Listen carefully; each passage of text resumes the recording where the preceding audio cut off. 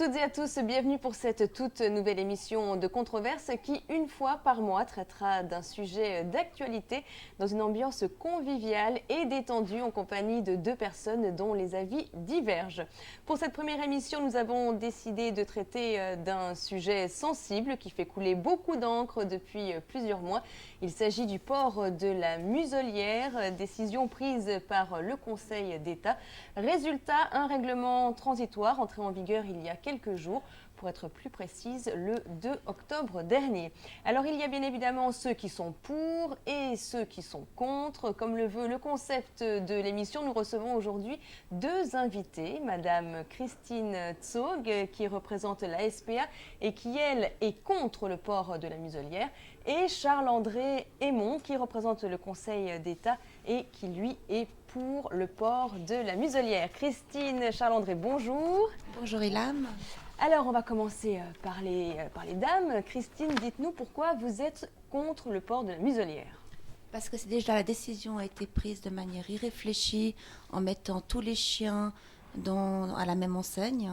Il aurait plutôt fallu être plus intelligent en cataloguant uniquement les chiens dangereux, ceux qui ont des petits chiens, des petits Yorkshire, mais des muselières, ça ne tient pas la route. Et puis de toute façon, c'est inapplicable. D'accord. Charles-André Aymon, dites-nous pourquoi vous êtes pour cette Non, décision. écoutez, je crois qu'on ne peut pas dire qu'on a mis tous les chiens dans le même panier, pas du tout. Au contraire, le Conseil d'État a pris une décision réfléchie, pas du tout sous la pression de qui que ce soit, ni de la population, ni de la presse. Quand même, c'est survenu suite au drame du parc Lagrange quand ce bambin s'est fait défigurer par un jeune boxer croisé pitbull d'environ 9 mois. Tout à fait, tout à fait. La Pendant mission du des Conseil mois, ils d'État n'ont est rien aussi fait. une mission de service public qui doit être de protéger la population.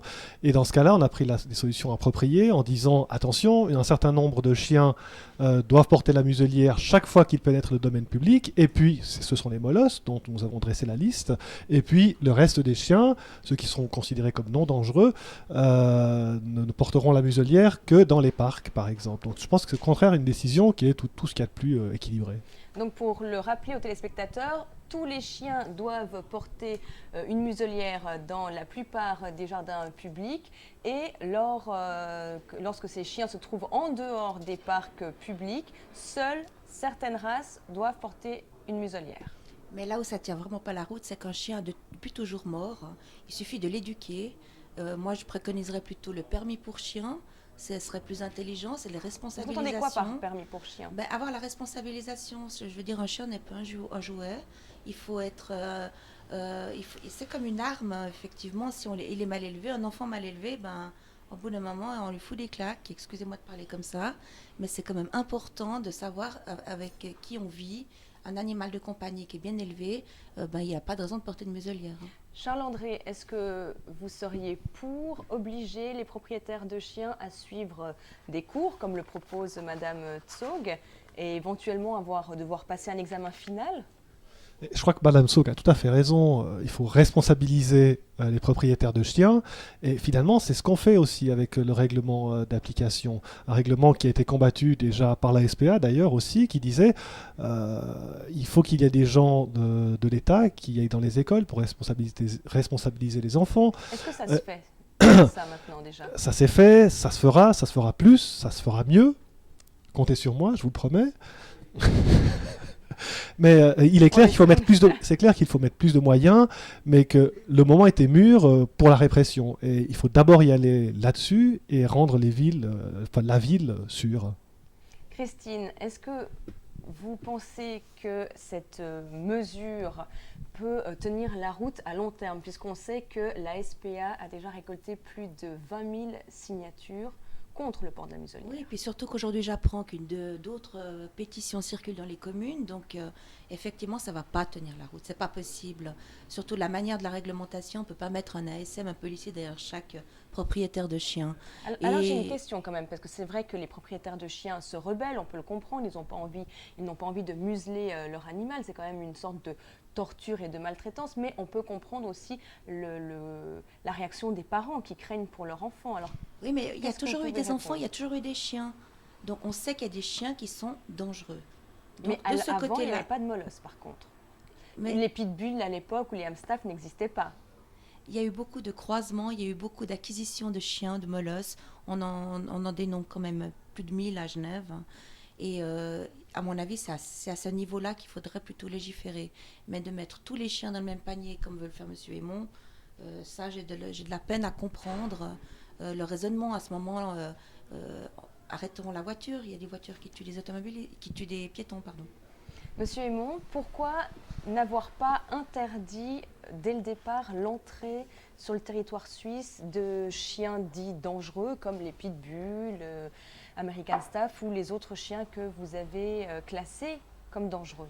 Pourquoi attendre qu'il y ait des accidents? Écoutez, le problème, il n'est pas là. Nous avons été contraints de prendre une décision rapide pour ramener l'ordre dans la ville. Et c'est ce que nous avons fait.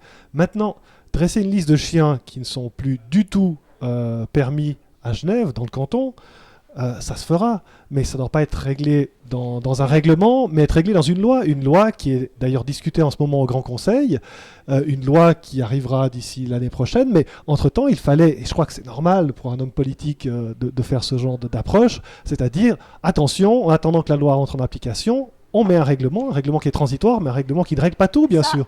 En tout cas, les choses les plus criardes. Mais vous ne répondez pas à la question que je vous ai posée, à savoir pourquoi n'avoir pas interdit tout de suite ces chiens sur le territoire suisse. Il n'y aurait pas eu les accidents qu'on connaît aujourd'hui, les drames d'enfants qu'on connaît et le décès du petit Suleiman à Oberglatt. Alors pourquoi attendre qu'il y ait des drames? On a bien compris que maintenant il y a une décision qui a été prise. Pourquoi ne l'avoir pas prise avant? Écoutez, les chiens, on vit avec des chiens depuis que l'homme est homme pratiquement. Mais pas des pitbulls, pas des hamstaff, et à l'époque on n'avait pas besoin de classifier les chiens dits dangereux. Si, on a toujours eu besoin de classifier les chiens dits dangereux, mais je vous rappelle que la première greffe du visage a eu lieu en France parce que un gentil toutou, comment on appelle ça, un golden retriever, a mangé la face d'une dame. Pourtant, sa propriétaire. Pourtant, un golden retriever, au départ, c'est pas inscrit sur les listes des chiens les plus dangereux. Donc, ce qu'on voulait faire en faisant ce règlement, c'est prendre une décision rapide pour établir l'ordre. Et ensuite, il faut réfléchir. Est-ce qu'on met les Golden Retrievers sur cette liste? Est-ce qu'on met les bergers allemands sur cette liste? Quelles sont exactement les statistiques de dangerosité des chiens? Est-ce que ce sont vraiment les hamstaff qui sont les plus dangereux ou d'autres chiens également? Votre réponse? Mais ma réponse, c'est que le débat doit être enlevé de la place publique. Enfin, en tout cas, de l'émotion. Il faut enlever l'émotion du débat et puis redonner le débat là où il doit avoir lieu, c'est-à-dire au Grand Conseil, devant les représentants du peuple. Christine, est-ce que vous auriez une solution pour remédier à ce problème? Des solutions, il y en existe beaucoup, parce que punir sur 30 000 chiens, punir 29 000 propriétaires de chiens, c'est complètement absurde. Les solutions, je reviens au permis, c'est la responsabilisation et savoir comment on doit éduquer un chien, et puis qu'un chien ne se sort pas 5 minutes sur le trottoir après le travail pour lui faire ses besoins, qu'un chien c'est un animal de compagnie qui doit avoir du respect, et puis donc une fois que le chien est éduqué, qu'il a du respect, il n'ira pas mordre un enfant ou quoi que ce soit. Mais déjà on les tient en laisse, on doit respecter la tenue en laisse. Alors, il suffit simplement d'avoir un petit peu, c'est de l'égard. On retombe maintenant avec la situation, avec le manque d'éducation et le manque de respect, même avec les humains. Alors, certains citoyens proposaient d'interdire carrément tous les chiens dans les jardins publics et de créer des parcs spécialement réservés aux chiens. Mais quand je dis parc, ce n'est pas des enclos de 2 mètres sur 3, comme on peut en trouver à certains endroits. Alors, est-ce que vous pensez que ça pourrait résoudre le problème, Christine? Non. Parce qu'en fait, imaginez-vous dans un enclos avec plein d'humains pour aller vous ébattre. Un chien est quand même un animal, je ne voulais pas dire être humain, mais il respire un petit peu comme l'humain. Il suffit simplement que les enfants, on ne va pas les mettre dans des enclos. Je pense que ce n'est pas une solution. Charles-André? Je crois que c'est une solution à étudier. Elle est finalement déjà en partie appliquée ici au parc des Eaux Vives. Il y a un endroit grand comme un terrain de foot, je crois, qui est spécialement dédié aux chiens. Et peut-être en regardant ce qu'on fait là, on pourra étendre cette mesure ou pas. Il faut en tout cas en discuter. D'accord. Charles-André et Christine, on a entendu vos propos et vos réactions. Merci infiniment. Je donnerai le mot de la fin à notre observateur du jour. Il s'agit de Sharaf Abdesmed, journaliste. Sharaf, bonjour. Oui, bonjour. Vous avez entendu les propos tenus par nos deux invités, Christine Tzog et Charles-André Aymon. Alors, votre conclusion? Alors, dans ce débat, Ilham, sur le port de la muselière pour les chiens, il y a les pour et les contre. Alors, évidemment, les pour, c'est les parents qui aimeraient que leurs enfants puissent jouer tranquillement, sans se faire défigurer ni arracher le visage par un molosse.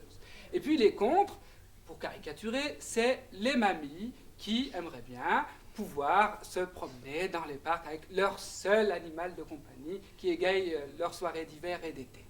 Et puis au milieu, nous avons les autorités politiques, dont nous avons un représentant ici. Et ces autorités ont pris une mesure qui est certes transitoire, mais qui paraît excessive. Et c'est là qu'intervient la notion du principe de proportionnalité, bien sûr. Est-ce qu'il fallait imposer le port d'une muselière à tous les chiens, depuis le molosse jusqu'au petit chihuahua, dont on sait qu'il est plutôt inoffensif? Alors finalement, est-ce que nous sommes en présence d'une mesure prise dans la fébrilité par des autorités parce qu'elles craignent d'être accusées de laxisme?